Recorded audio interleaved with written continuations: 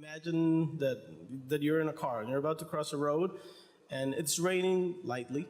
I mean, you think it's okay to cross the road, so you start crossing the road and all of a sudden there's a river that's coming at you and you're trapped and your car turns off and then you're actually fighting for your life because this current is so strong, 100 cubic meters per second. You can look it up in Google. It's a huge current and you can't really control the car anymore. I have a personal anecdote that happened to my brother directly, and he basically lost his car. And his life was safe, and there's people that haven't been that fortunate. So it's actually a life-threatening problem, and also it affects commerce and affects investment attraction. Our city wasn't attractive for investment. There's anecdotes of investors that were looking at the city and then all of a sudden are trapped because of the flash floods and 3 hours in a street. How can a company be productive in a city like that? So it was basically hampering our growth a lot. It's a very vivid image, even without a photograph that you just described of a car just being stuck in the water and suddenly fighting for your life. That's very scary. Have those floods become more frequent recently, and do you see any difference in 2-degree world scenario as opposed to 1.5-degree scenario? Is that something that the city is thinking about? What happens when the climate change becomes even worse than it is today?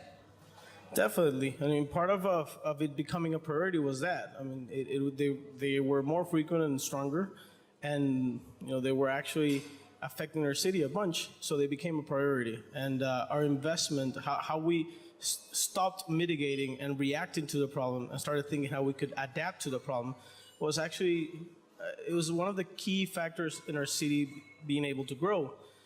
I mean, just to have a little bit of review of our city. Barranquilla is a city in Colombia, South America. It's in the northern part of the country in the Caribbean, and it's the 4th most populated city in the country. And basically Barranquilla has been undergoing a huge transformation. Climate hit us hard, and there's currents of around 100 cubic meters per second that get generated, resulting in deaths and economic damages. And recently the solution was hard to come with. Even a national minister once said that basically the solution was to move the city.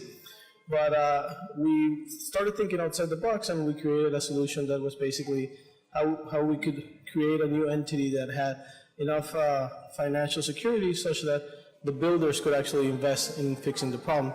And we created the District Infrastructure Agency, and now we're solving the problem with over $200 million investment, which IFC is also helping us out with the refinancing of the credits.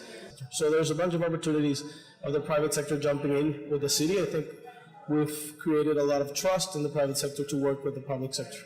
If you don't have an attractive city for people and businesses to move to, I mean, your taxes are going to go down, your revenue is going to go down, and eventually it's just a vicious circle where you're going to destroy the city.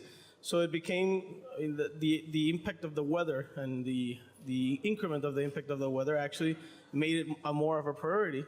And now that we're solving it, we're actually seeing the benefits. We see that our city is actually growing twice as Colombia, which is the country. We're the city that has created the most jobs recently. We're the city that has reduced the most poverty in Colombia also. So we're seeing the benefits of solving the problem and being a city that is adapting to climate change. So tell us a little bit about that growth. The city has grown tremendously over the past decade. Just give us a few numbers that will illustrate the growth of the city. Well, first, fiscal, our revenue has grown 700%. I mean, we had a budget of around $150 million, and now we're over $1 billion. We have become the city that has the highest public per capita investment in Colombia. We reduced poverty from 42%, monetary poverty from 42% to 18%. So we're leveling up with the richest cities in Colombia. And one of the most significant indicators was the average income per household. We basically grew the average income per household 70% versus other cities that are growing at 35 and 20. So people are actually being benefited from all this transformation in the city. That is very, very impressive. Congratulations, Carlos, to you and to your team. So before we leave, what message would you have to the Facebook younger audience who are thinking about climate as a threat, but for whom you'd like to think about climate as an investment opportunity?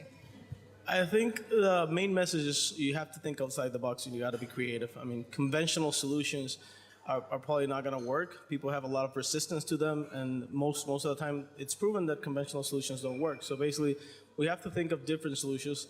I mean, us in the city, what we did was basically how we could just kind of like take three entities, make it into one, and make that entity work. That hadn't been seen like that. So you have to look for creative solutions. You got to think outside the box and work with the private sector. Public and private sector have to work together. If not, finding solutions is going to be very hard. Creative opportunities and thinking about partnerships. Carlos Acosta, City of Barranquilla, thank you very much for joining me today. Thank you, Alzbeta.